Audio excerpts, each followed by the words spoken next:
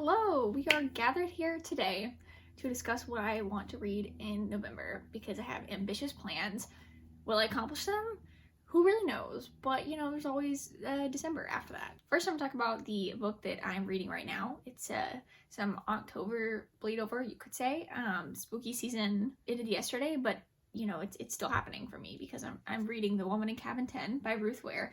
I don't often read a lot of thrillers, which I think is a good thing because I think the more thrillers you read, the more you can predict the endings of thrillers, and that they become kind of like a formula to you. So yeah, I'm just gonna throw one in there every now and then, and hopefully I never get too smart for the equation. But this book follows a woman named Lo who is invited on this cruise for her work.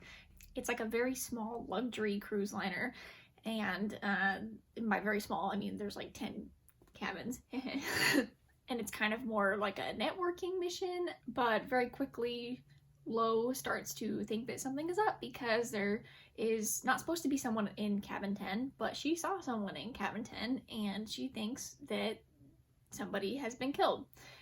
So yeah, I think it's also kind of a psychological thriller too, even though that Lo herself has some, mental things happening because she's sleep deprived and has some effects of alcohol going on. So it's kind of one of those where you're like, what am I meant to believe? Kind of so far reminding me of The Girl on the Train a little bit, but that's also my lack of thriller experience coming in. I'm really enjoying it so far, and I'm looking forward to finishing it probably in a few days.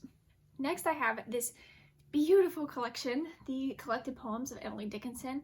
Obviously not definitive, just a collection. I was so happy when I found this because I love these flowers on the cover. I think the colors are beautiful. I just kind of fell in love with it.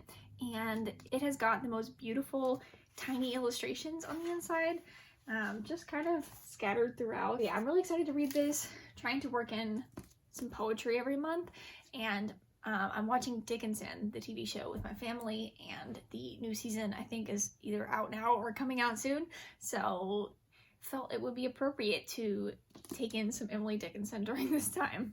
Now we're getting into the really ambitious part of this TBR, which is that I'm going to continue with the Shades of Magic series and try to finish it out. So I want to read A Gathering of Shadows and A Conjuring of Light this month, maybe.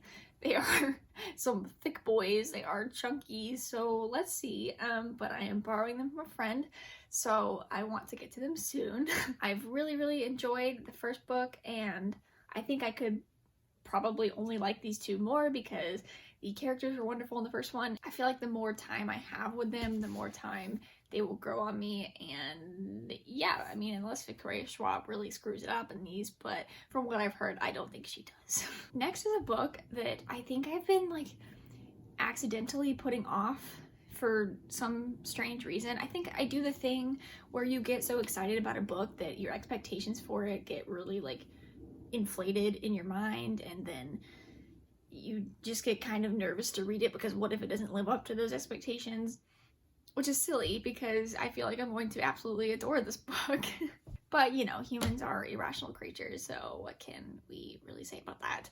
Anyways, I want to read The Starless Sea by Erin Morgenstern. I think I've been talking about reading this for way too long. I mean, it's thick, so like it's a little intimidating, right? But like, I don't really think that's the main reason I've been putting it off. I just feel like I'm gonna love it, so I've been putting it off, which doesn't make any sense. I also only have a vague idea of what this story's about, and I think I like it that way. I think I prefer to keep it that way because I feel like it might be one where it's better to not know much going into it. All I know is that there's a guy named Zachary who goes into a library, starts reading a book, and kind of sees his life portrayed in the book. And he's like, what?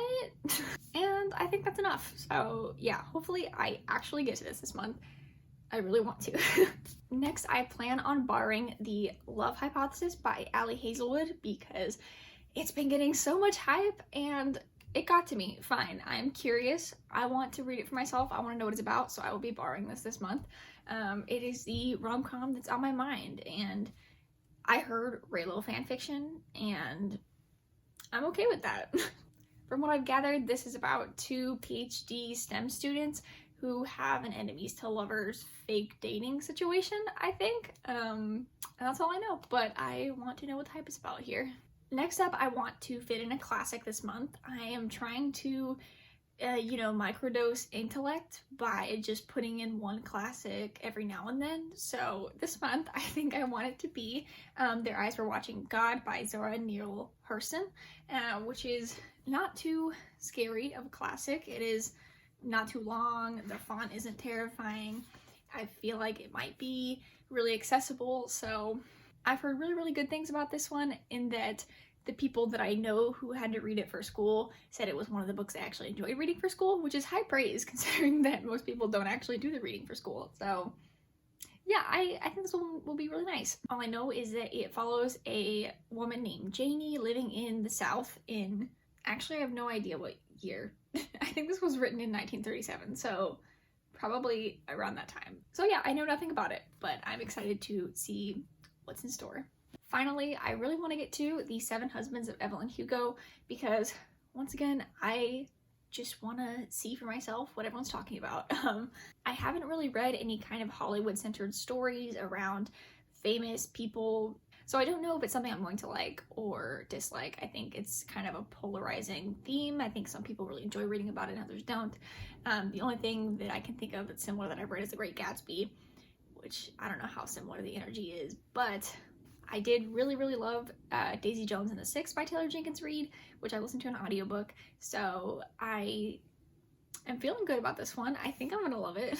And this is, of course, about a Hollywood icon named Evelyn Hugo and following her many adventures through life in the industry, I believe.